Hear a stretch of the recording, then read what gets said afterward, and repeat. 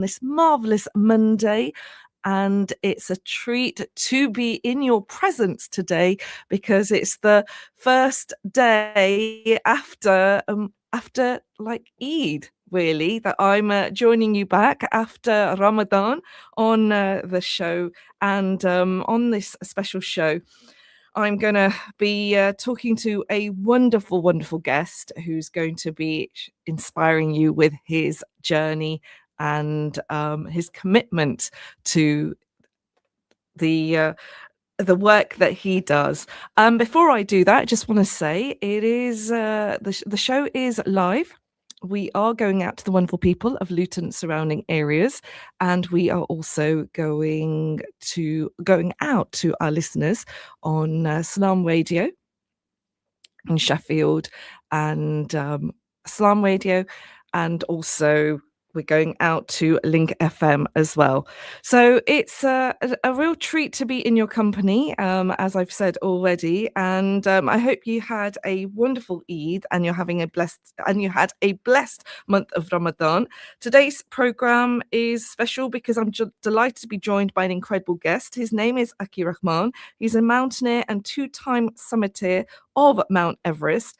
And he's going to be joining us today to talk about and share his story of resilience, commitment, and strength. Now, he is on the phone with us, and he will also be joining us shortly on Facebook Live as well. So you can catch the conversation there shortly too. If you have any questions, please feel free to leave them on our WhatsApp, which is 07779481822, or on our Facebook page as well.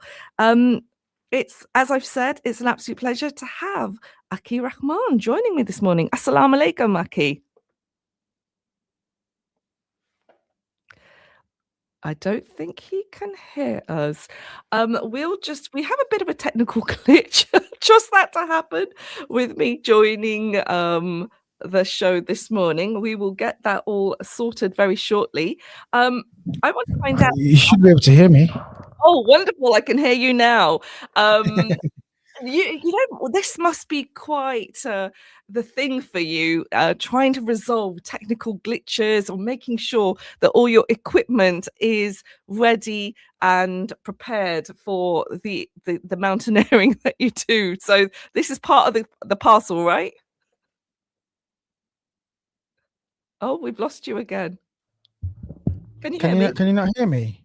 I can hear you. I can hear you now. I can hear you a little bit more clearly now. All right, okay. Fabulous. How are you, Akke, this morning? I'm feeling all right. I'm feeling good. Excited to do this interview. Let's have a chat and let's see where it gets. Absolutely, me too. And I want to ask you, let's start with Ramadan. How was it for you this year? Ramadan this year was usually when we had those long Ramadan fasting periods where we only had like 4 hours to do Taraweeh and do the rest of it.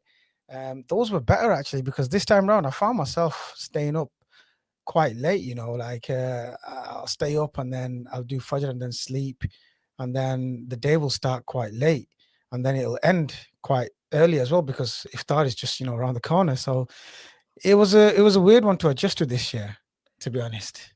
Oh, bless you. So how do you find that then impacting like your mental and physical limits? I just I felt tired a lot of the times. I usually don't feel as tired, but I just felt tired, and the timing was just really cramped.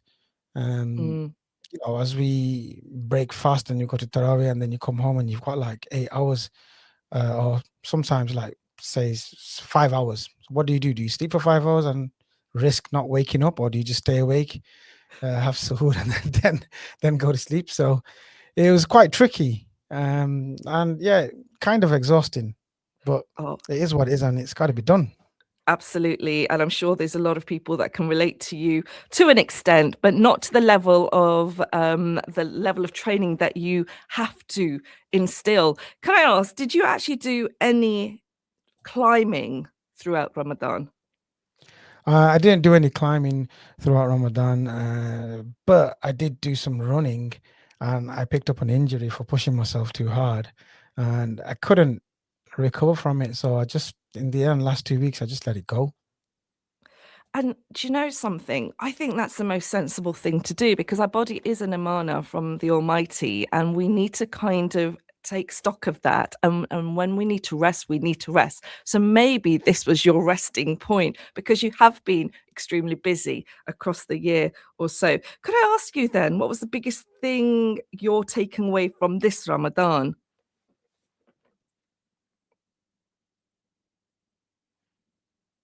Aki, can you hear me?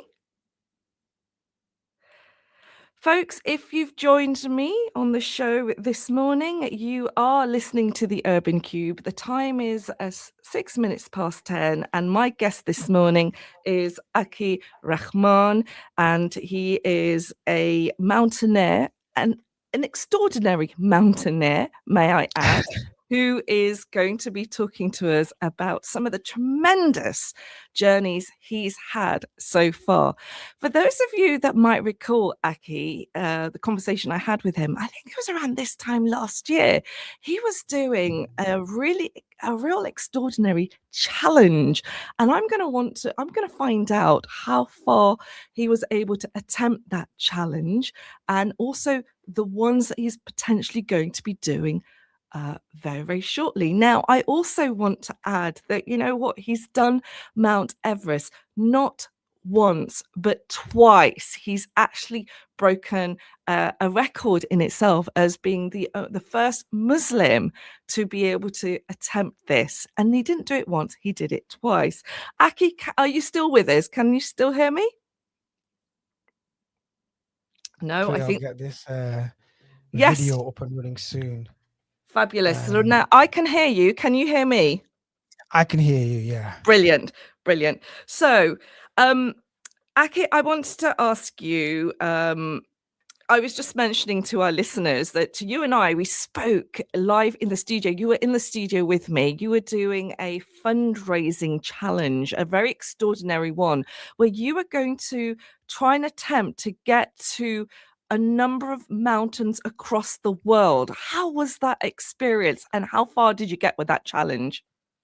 Yeah, the 14 Peaks Challenge that we launched with UKIM, we did the Everest and Lhotse, but then it was abandoned, and something didn't work out, and it wasn't just for them, so we just stopped.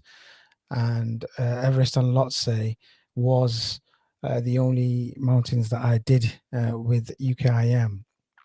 And also, just to correct you, I wasn't the first Muslim to climb Everest. I was the first British Muslim. There's been other Muslims before me around the world, but I was the first British one. I'm really glad you corrected me on that. First British Muslim, folks. That's a tremendous, tremendous achievement, and congratulations on achieving that.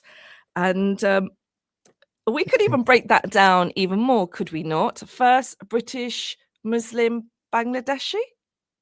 Yeah, I guess you could.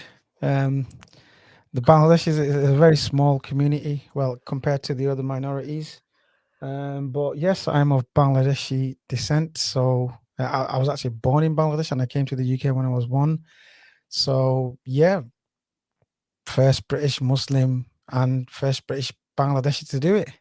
That's amazing. And what a role model you are. How did you become so confident and set yourself for such extraordinary challenges? Where did this inspiration come from? I always say this. I mean, the inspiration came from my children. I mean, I just wanted to be better for them and be somebody for them so I can leave a legacy and they can look up to me and think, you know what, my dad's done this. I want to do something better, or I want to be better than him. So that is where it all stemmed from. And then luckily, I was sponsored by a TV channel, Bangladeshi TV channel on Sky, and they sort of backed my first Everest climb where we raised £250,000, and we just went out fully, and then it just blew up into one house inspiration thing to like a whole nation, inspiring the whole nation, and everybody was watching, and they had like loads of dua mehfils and stuff around the country. And every time, I'd look at my phone, they'd send me a new one saying, look, these people from Luton are praying for you. These people from Newcastle are praying for you. These people from Cardiff, in Leicester, Scotland, wherever. And that would just really motivate me. And I just think, you know what? I have a responsibility to be inspirational for these people and get this job done, if you know what I mean. Absolutely. And to have people's du'as accompanying you or motivating you is such a beautiful thing to instill and to have in your life. Alhamdulillah. And there are so many people that do look up to you and are inspired by you. But one thing I must say, it's not an easy thing to do. You do need to have like finance to support what you're doing. So how do you manage that? Well, earlier on in my career, I used to self-fund all my expeditions and raise money for a charity. Because obviously I started climbing and I didn't want to do charity, but my mates forced me to do it. And when I sent the money over, I saw videos of people crying and, praising Allah, that I've provided them with a water well and clean drinking water, and it really touched my heart. So initially, when I started, I was self-funding all my expeditions. Those were, few thousand, from 1,000 to a few thousand, which was manageable. And then once I got the record for Elbrus, the speed climb, which I did in under 24 hours. And by the way, Elbrus is the highest mountain in Europe, in Russia. And I did that in under 24 hours, and I started getting a bit of attention, and I got like a whole media splash on, like, hundreds of papers, and even the Sky reported it. And I got approached by a charity to do a climb, and I did one climb, which was it's a different story, maybe for another day, but it was probably my most defining climb, and I almost died, but I went back. I think we touched on it last time, but that was the climb that got me into like sponsorship and paid expeditions. And then after that, the accident happened. I didn't think anything would happen. And then Channel S came and they said, "Do you want to do it?" And I wasn't going to say no, even though it fell in Ramadan. So yeah, that's been the sort of way. And then I stayed with Channel S for 2 years, and then I went to UKIM. Right now, it's quite difficult to find sponsorship. I'm trying to get out next month. Last year, I had a very good year. I went to Pakistan and had an attempt at K2, but people died and we had to call it off. And then 3 weeks later, I went to Nepal. I climbed Manaslu, which was a 8,000-meter mountain. Well, sorry, is an 8,000-meter mountain. And it usually takes about 30 days to climb it. And I did it in 9 days without having to acclimatize. I just went straight up. And the other mountain I climbed was Ahmad Ablam, the one I almost died on in 2021. I actually managed to smash that out in just 24 hours. And those were sponsored by Dacia, the car manufacturer. But right now, I'm trying to get out next month, and it's proving really difficult. And I reckon it's easy for people from a privileged background, but someone like me coming from one of the most deprived areas in the UK, to rise up, and then I feel like I'm at a plateau now. It's difficult. It's difficult to find the support and find the sponsorship, and it's a shame really, because I'm really good at what I do.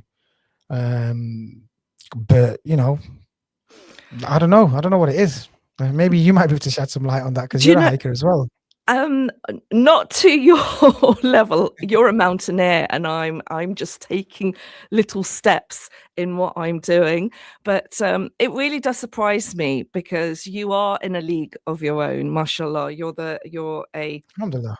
you're a British Muslim of Bangladeshi descent who has achieved such tremendous goals in an area which we don't see like many Muslims, or there's a tiny minority of Muslims venturing, and you're at that, in that, like you said, you're on a plateau. So I find it astounding as well why the sponsorship isn't there for you. But who knows? Who knows? Who knows? Who knows? I mean, look, it's tough. It I is find it tough. tough. But alhamdulillah, but you've got to points where you never imagined you would get to, and then there's another point that you never thought you would be able to achieve, but you've been achieving them. So Allah subhanahu wa ta'ala is obviously clearly watching over you, and you've done challenges that have been kind of a real test of survival. You spoke about K2 and there were deaths. Um, that's quite shocking to hear. It's the first time I'm hearing about this, but that's not Well, deterred you from it's continuing. not. It didn't deter me. I mean, 3 weeks later, I came back and I spoke to Dacia and I said, "Listen, I'm feeling pumped. I never got the chance I wanted on K2 because of the weather. I want to go to Amadablam." And we called it the Mad Summit, the Manaslu Amadablam. Those are two mountains, and alhamdulillah, I smashed it out. And but on K2, I mean, I went up for a rotation. I spent 2 nights in Camp 1, and I told my Sherpa I'm going to go up for about 3 hours, and then I'll come down in 45 minutes, and then we can get down to base camp. He agreed to it, but the night that was the night before that he agreed to it, and the next morning he woke up and he's like really stern and said, "No, you're not going up. We're going down." I go, "What's the problem?" He goes, "I'm just not feeling it." And guess what? We just decided to we descended. I mean, not decided. I mean, under his command, I descended, and on the way down, I said hello to a few people. An hour after I got to base camp, there was like 20, 23 avalanches, and they lasted for about 2.5 hours. And I was thinking, I need to go out and record a video and say this is nature's symphony. But I felt tired and I didn't go. And after I, got out, maybe a couple of hours later, excuse me, I saw people just gathering and everyone was like, on edge. And I was like, "What's going on?" He goes, "Have you not heard? Such and such was caught by the avalanche and he's passed away." I'm like, "Oh no." Subhanallah. And my Sherpa was like, "You said hello to the guy." I'm like, "I can't remember, but I must have, because I'm a nice guy. I say hello to everyone." And that guy actually passed away, and on the slopes, and that was like an hour before. And I said to my Sherpa, "Listen, mate, you've actually saved my life, whether you know it or not. Indirectly, you saved my life, because if I had have gone up, I would have been caught in that." So yeah, that's the story. And then we had another death afterwards. We just decided, to call it off. And you took the instinct of the Sherpa on board, and you listened, which clearly saved your life. But unfortunately, the other mountaineers were passed away. And it's a Yeah. challenge that takes risks. And you sound like somebody that isn't frightened of risks, and you can potentially be quite stubborn as well. But this time you chose to listen. For those people listening in, I want to ask you this question. Like, we know a lot about hiking, but there is a difference between hiking and mountaineering. What's the difference? Well, hiking is just a walk anywhere, really, in the woodlands, on some hills. You can even hike up a mountain. Mountaineering is a lot more technical, a lot more rope involved. And sometimes, there's a little bit of scrambling, although you can do like scramble slash hike, like on Snowdon, Crib Goch. But mountaineering is a lot more technical and generally tends to go a lot higher than hiking.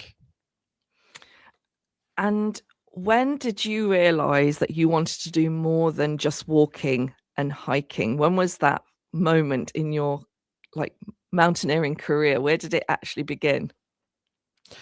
Well, to be honest with you, I've always been athletic as a child. I was triple jump champ, Greater Manchester, 100 meters in 11 and a half seconds when I was 14. And I didn't pursue it. I was part of Alderman Royton Harriers athletic club, and I didn't, push on after my GCSEs, if you know what GCSEs are.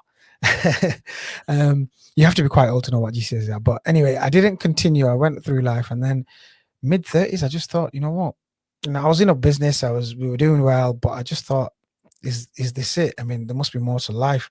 How can I inspire my children, not just by earning loads of money? How can I inspire them to be somebody, do something? And you know, that's when I decided I wanted to do mountaineering. It wasn't like a build up or anything.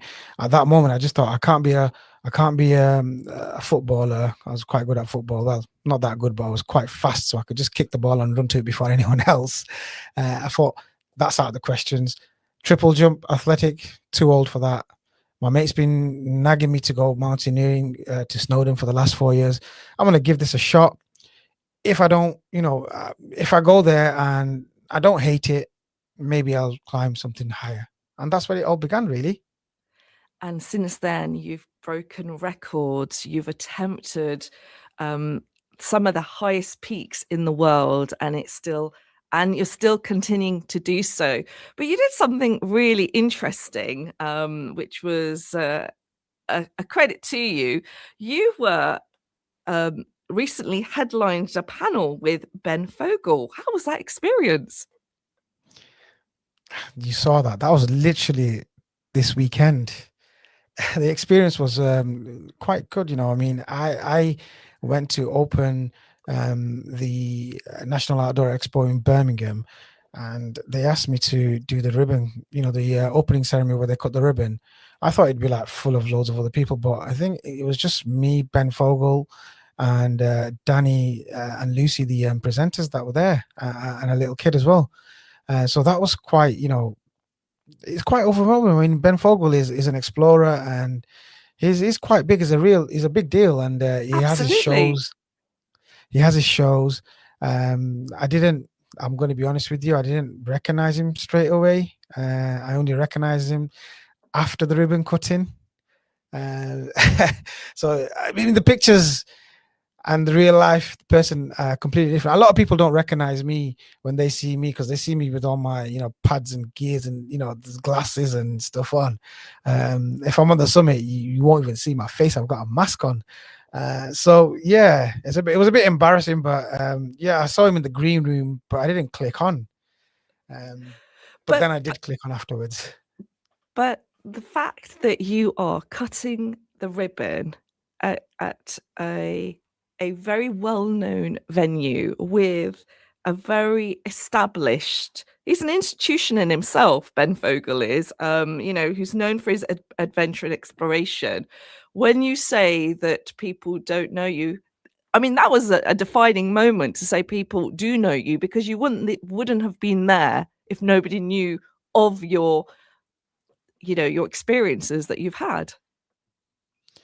Yeah, absolutely. I mean, I don't know how they got in touch, but they got in touch with my agency about me. So they must obviously know. I'm talking like general public. The people in the brands and stuff in the mountaineering community should basically know about me because they're, scouring out for talent and stuff. I still don't know why they've not approached me or they've not And responded you're to my emails. representing, you're absolutely representing, for the brown sector. Yeah, I'm representing the minorities and, you know, the underrepresented communities. Absolutely. And not only that, I'm really good at what I do. I mean, I don't think anyone's going to climb, Elbrus in 24 hours or Everest in 21 days whilst fasting. They can certainly give it an attempt, and if they achieve it, fantastic. But I'm the only one that's done it at the moment. So not only am I just underrepresenting, not only am I just representing the underrepresented and the minorities, I'm representing everyone. Whoever wants inspiration, motivation.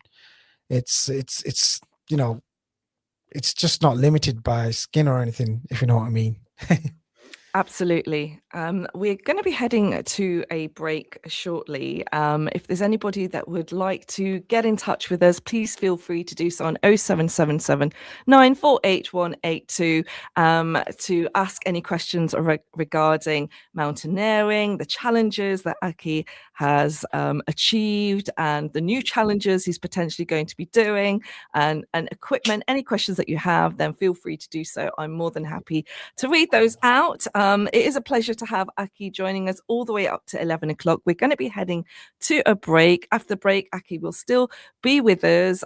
He might even be on camera if we can get that sorted. You can see him too. If not, mashallah, the conversation is quite clear.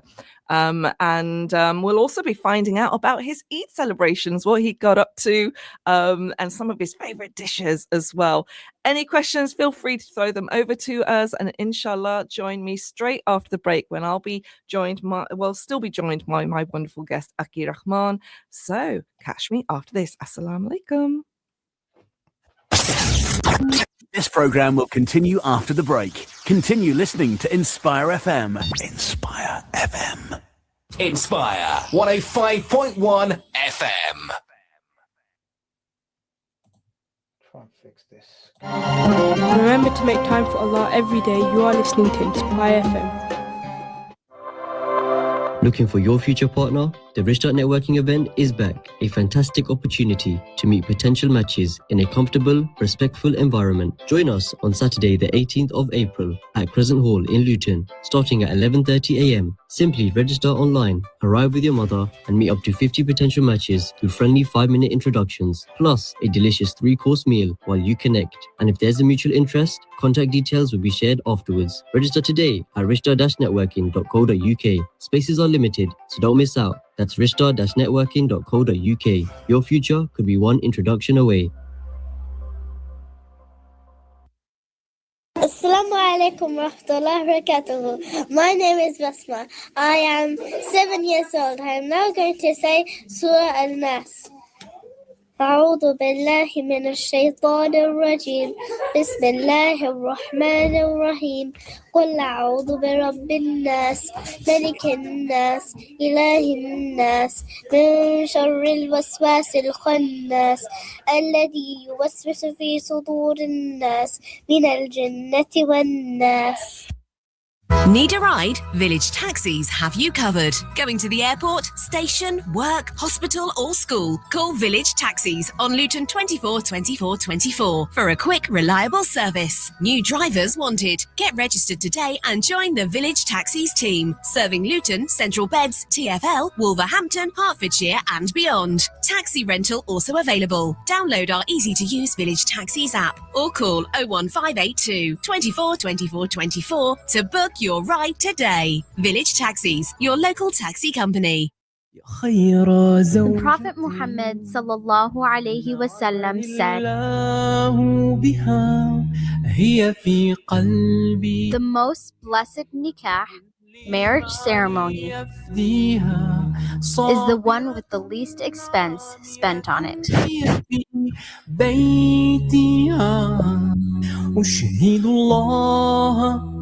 أني راض عنها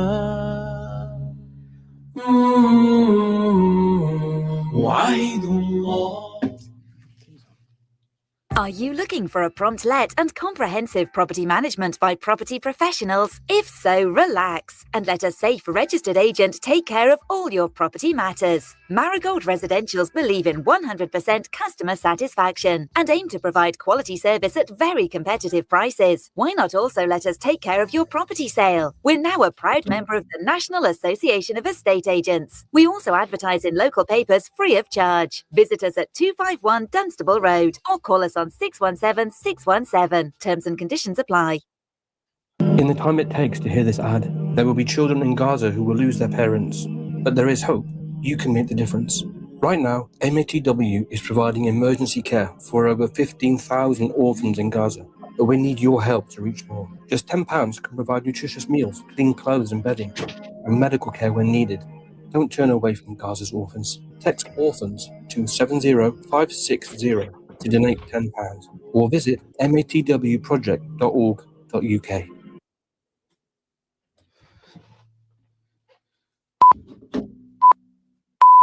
From the studios of Inspire FM, the time is now 10:30. Catch a creative vibe on the Urban Cube with Sister Shemiza.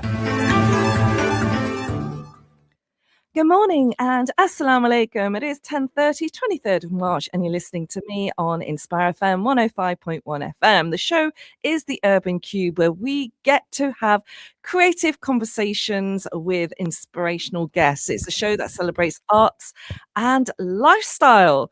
And on today's show, I am in great company. It is a special Eid program, and I'm delighted to be joined by an incredible guest. He is a record breaker. He has so many accolades under his name, and he is no other than Akke Rahman. He's a mountaineer, two-time summiter of Mount Everest, and I have to add, he's the first British Muslim Bangladeshi to have accomplished this. So welcome to the show, Akke. It's an absolute pleasure to have you join us this morning. Thank you for having me. Can you hear me? I've managed to yes, sort out the... I can hear you and I can see you. So we can see you now as well. We are on Facebook Live, folks, where you can actually see Akke Rahman in person. Akke, tell us, where are you actually speaking to me from this morning? I'm in my summer house, and I've built a studio type of thing. I'm going to be launching my YouTube channel. I've teamed up with a bunch of creative individuals, and we've set up Rooted Lens, and we're going to be pumping out content about my expeditions. We'll be doing some reviews on stuff, and I'll be telling people how to hike and pass down some of my skills, that I've picked up from climbing all these years. So it'll be quite a fun space to watch. So it's Akke_Rahman, AKKE_Rahman. Just check it out and get subscribing.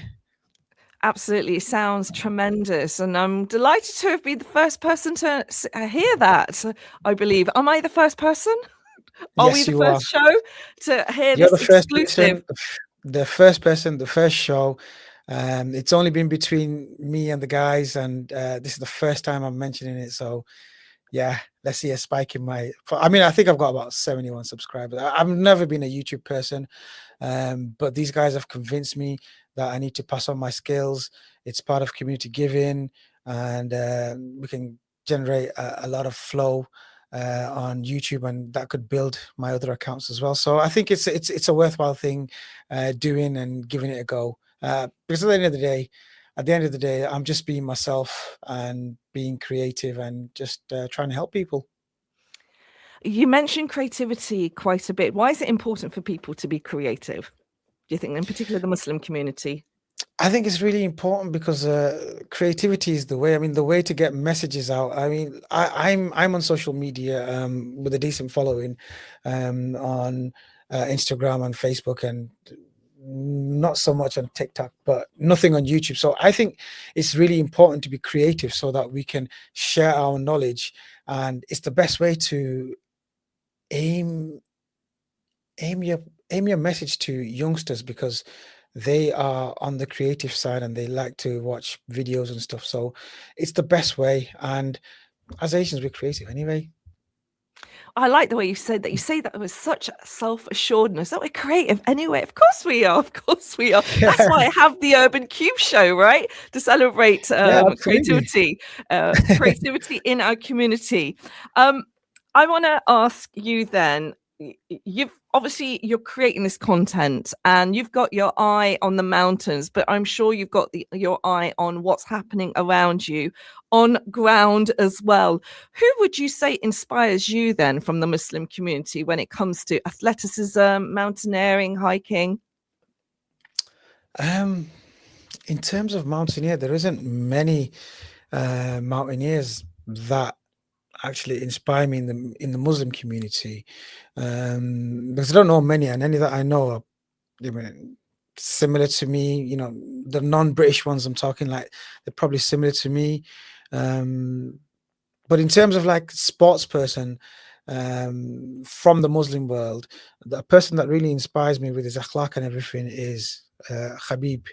He is the definition of a sportsman and a great ambassador to religion, and the way he portrays himself, and not portrays himself, the way he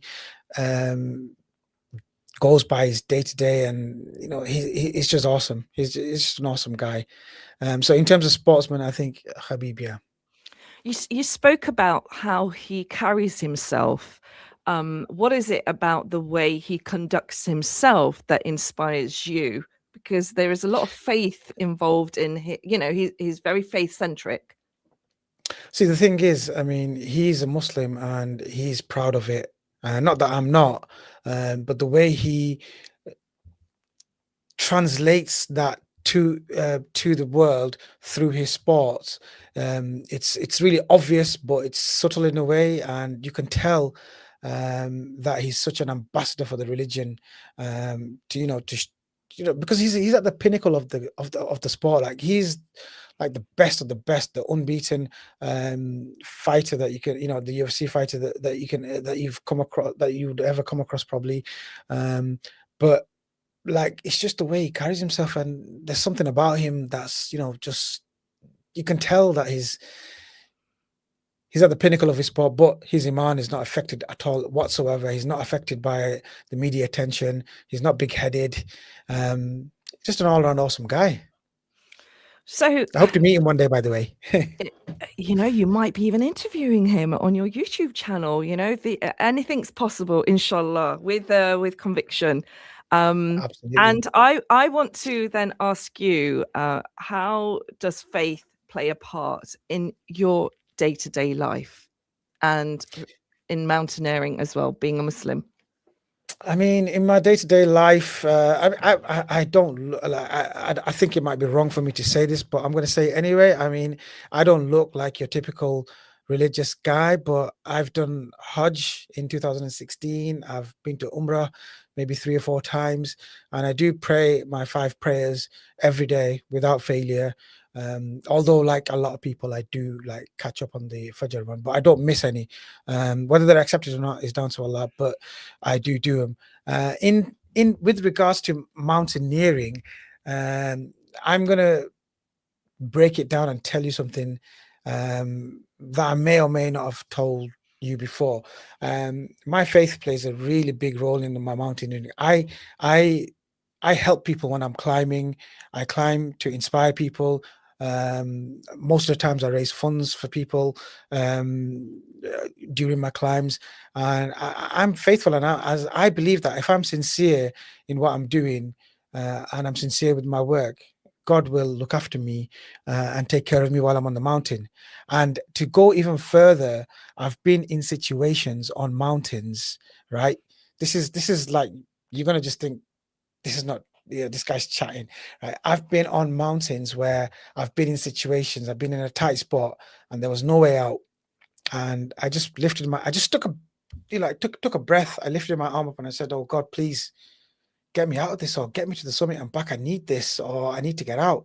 I've had my prayers answered instantly, like within 5 minutes, but if you know what I mean, instantly. So who am I to question who God is, or my religion? Do you know what I mean? That's really inspiring. And may Allah bless you, bless your du'as, and make those du'as, answered. And it's very, very inspiring. Folks, if you've just tuned in, or you're watching us on Facebook Live, I am speaking to Akke Rahman, who is an extraordinary mountaineer. He's at the pinnacle of his mountaineering career, mashallah, record breaking. He's also the first ever British Muslim to summit Everest, not once, but twice. And it's not the base camp, it's actually to the summit. And he's with us today on my Eid special show, talking about his journey so far, but also we've been reflecting on his life as well. from where he began to where he is now. And we're talking to him in Manchester from his summer house. And he's broken some exclusive news as well on the show too. Before the break, we were talking about him cutting the ribbon at the is it the National Outdoor Expo with the one and only Ben Fogle. I mean, it can't get better than that, surely, right? For those of people who follow Ben Fogle, who is an adventurer in his own right. But what were you actually doing? Were you just opening the event itself so that people could start attending? Two things, yeah. I was opening the event, the ribbon cutting and stuff. I also had a half an hour talking slot where I could inspire people. It was like a Q&A by Danny Bent. He was a presenter there, so we just had a general conversation about my mountaineering career and how I get on with what I get on. And we took some questions from the audience. Half an hour wasn't enough, but it had to do. And we can follow on from those questions and give you another 5 more minutes. What are the typical questions people tend to ask you? Do they come from beginners or more experienced mountaineers? Well, the National Outdoor Expo, I had a few questions on how I deal with adrenaline. I actually can't remember the other questions, I'll be honest with you. But the one that stood out was this lady asked me, how do I deal with adrenaline? And I just said I need more of it. But what I should have said is that, yes, we do need a lot more adrenaline because of what we do. But the main goal, the main target is, the main focus is to learn how to deal with that and compose yourself and control that adrenaline. Yes, you've had a spike. Sometimes when you have a spike of adrenaline, people do stupid, crazy things. As mountaineers, if we do one little stupid thing, it could be I saw this post like 2020, 1982 to 2026. I mean, it could be just that. So we need to learn how to focus and redirect that adrenaline in a positive way, so that we can make the right decisions and not jump about like children. So that should have been the question. Generally, I've been to loads of schools. The kids ask, what do you eat? How do you go do your business? Where do you sleep? Those are like your typical, day-to-day questions that anyone, any novice or anyone that doesn't know anything about mountaineering would ask. But the deeper rooted questions come from people that, generally hike or climb, if you know what I mean. Is there something that you would like to say to our listeners? Anybody who would want to kind of now reset after Ramadan? A lot of people would have maintained more of a better body weight now, may have trained throughout Ramadan, and now their mindset is about, okay, staying not just mentally fit but physically fit.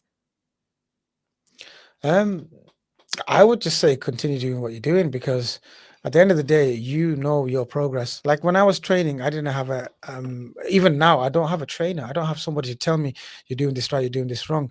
You know your body, you know how far you can push it. So just continue to do what you did during Ramadan. Maybe, try to ramp it up a bit now that, you're not starved all day. And just continue it. That's I mean, unless there's something specific somebody wants to ask, continue what you're doing, because you are your competition. Sure are. And a question I have is what's the biggest mistake maybe beginners make? Training or climbing or climbing. A lot of beginners jump into things. There's a lot of mistakes that they make. They jump into things without knowing. They don't research the path. They don't research what gear they need, or what equipment. Like on mountains, sometimes people any beginner that wants to go climbing with me, they'll be like, "Oh, that won't do." Like I'll recommend them a jacket, and they look at it and think this is too thin. I'm like, no, no, no, no. You don't need a big, thick jacket. You need a layering system that you can take on and off as and when needed easily. So that's one of the things a lot of them make on high altitude mountains. I don't know if I'm qualified to make this, judgment, or say this.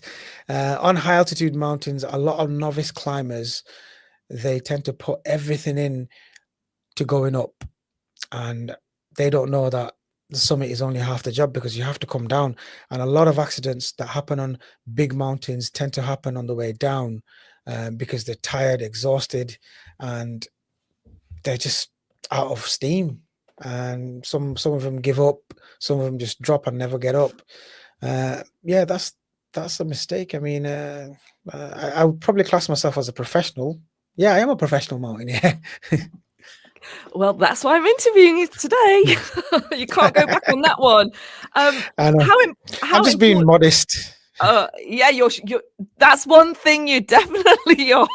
I want to ask you, how important is it to go with the right people? I mean, would you recommend beginners go with a group, a guide, or friends? I would recommend beginners go with a guide, or even a group if they can, if they can help it. I mean, on hikes and stuff in the UK, I would definitely recommend going with a group. On any other bigger mountains, definitely have a one-to-one guide, because they know the area, they know the spaces, and it's even me. If I went somewhere new, I'd take a guide with me. I mean, I could probably do Everest on my own now, because I've been there so many times. Well, 2 times, but I know the route. But I would probably say group or guide. What should people look for in a good hiking partner? You need someone. That's a difficult question, because some people are slower than others, and it's hard to get like the right synchronization. I mean, I know I'm going off track a little bit. I had the perfect synchronization with my climbing partner, also a Sherpa. He was called Purba. We made a lot of plans this year to climb. I want to climb Makalu next month, and I planned that, but he's never climbed Makalu, even though he's climbed Everest 19 times. He's never climbed Makalu, and he went for a winter ascent in January, and sadly he lost his life. So that hit me quite hard, because I was doing some charity work out in Bangladesh at the time. I didn't know how to handle it, but luckily for me at the time, I was just overwhelmed with press and media and people all around me, that I just had to continue and just deal with it when I got back. And I've been dealing with it over Ramadan, and alhamdulillah, I'm okay now, and it's life. It happens. It could be me, but I hope inshallah, it's not me, but it's part of high altitude mountaineering. It happens. So in a guide, you need, ideally, if you're climbing like me and you want to achieve record climbs and stuff like that, you need someone that can sync with you and go as fast as you. But if you're just doing it for fun, it doesn't matter. You don't need to find anyone that's any particular qualities. Thank you for the question, but does that answer your question? It absolutely does, and it's obviously opened up memories, and I'm sorry to hear about your climbing partner, your mountaineering partner. I want to now ask you about challenges on the horizon and ones that you're wanting to attempt. What are they? See, the thing is, I mean, I'm still up for doing the 14 Peaks Challenge, subject to finding sponsors.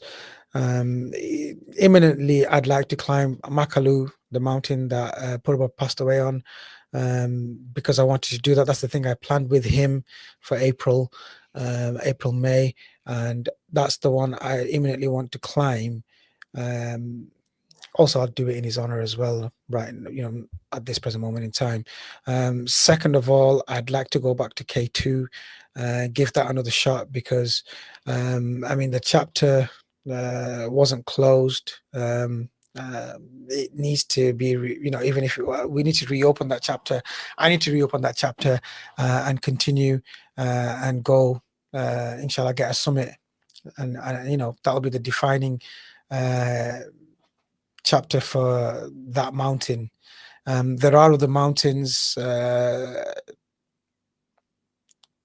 other than K2 that scare me. Actually, they don't scare me, but they are challenging. I mean, the fatality on Annapurna is 33% as opposed to 25 on K2. So Annapurna being a smaller mountain, still 8,000 meters, almost 8,100. It's a killer mountain. It's quite deadly because of the avalanches and the steep rock faces that let go of the snow and they can't hold on to it. But yeah, imminently I'd like to do that, and I did have this aspiration to try and get a speed record on Kilimanjaro, and I think I'm good for it, subject to sponsorship as well. Kilimanjaro. Now, Everest, Kilimanjaro, and K2 are mountains that many people are familiar with, and I'm learning more about geography and the world of mountains through yourself as well. There's mountains I've never even heard of. This has clearly improved your geography about the world as well. And what's your thoughts on global warming, because that clearly impacts the environments that you're traveling towards? Absolutely. I think global warming is a disaster. I think, I don't know how much, I mean, I'm not that clued up to know how much we can do about it, but it's certainly affecting it, especially on the bigger mountains, because K2 last year, the reason why we didn't get a summit, why all the groups had to turn around except for one, it's because, the mountains, there was no snow on the mountains, and on a mountain, rocks constantly fall. And if there's no snow there, usually what happens is the snow falls, compacts, turns to ice, holds all the rocks in place. On K2, that did not happen last year because we didn't have enough snow, and that's why we had so many rock falls. And the second person that died actually was hit by a rock the size of a brick on the back of her head, and she died instantly. So global warming is a huge issue, and the Khumbu Glacier, the thing that we have to navigate on Mount Everest, the peaks and troughs. I don't know if you've seen my Instagram page. I've got it, tagged that picture where it's like a path, and when I zoom in, each divot is like a massive serac, and people are navigating it. They look like ants. That's actually melting away. So in about, I don't know how many years, but I'd say maybe 20 years, Mount Everest will be unclimbable because there's no, ice there.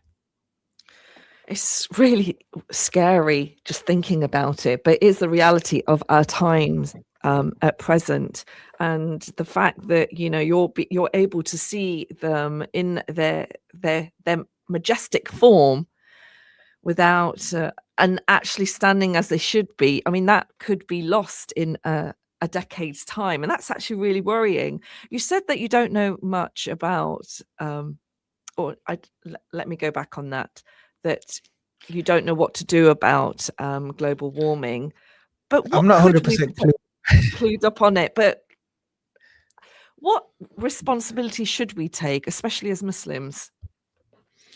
As Muslims, we should take, we have the full responsibility of looking after the earth and everything that we live in. We've been granted this earth by God as a favor to us.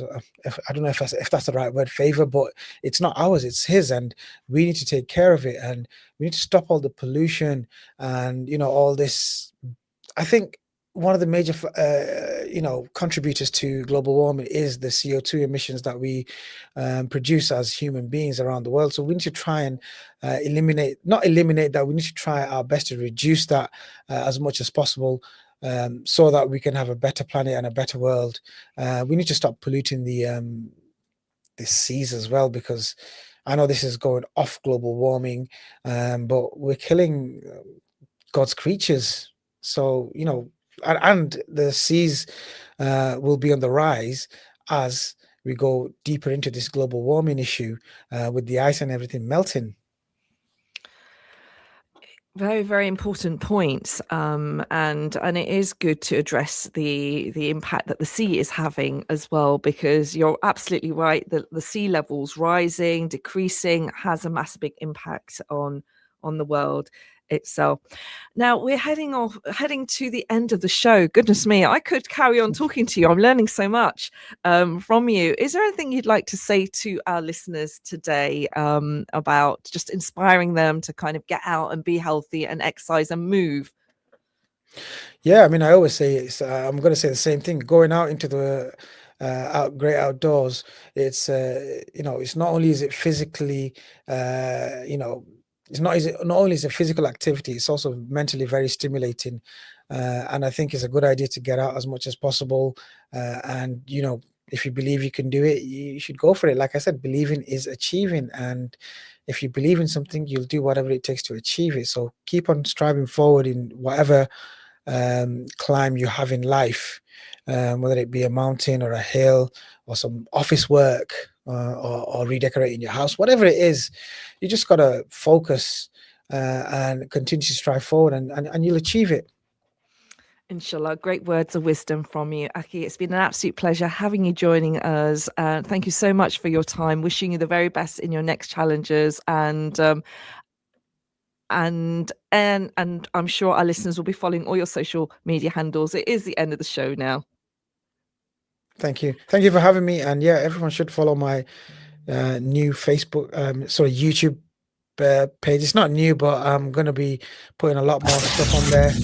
And it is the end of the show. Coming up Assalamu next, alaikum. Awaz-e Haq with Hafiz Ijaz.